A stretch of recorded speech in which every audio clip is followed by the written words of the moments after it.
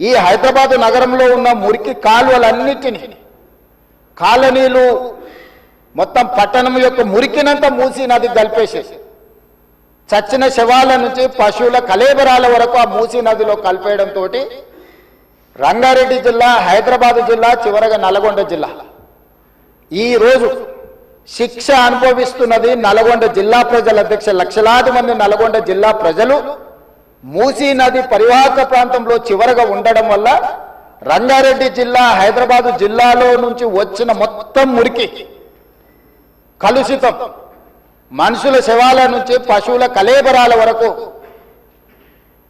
Pharma కంపెనీలు వెదజల్లుతున్న విష కాలుష్యం నుంచి మూసీలో కలపడం వల్ల కింద వాళ్ళు జీవించలేని పరిస్థితి ఉంది. నల్గొండ జిల్లాకు భగవంతుడే శిక్ష విధించిన అధ్యక్ష.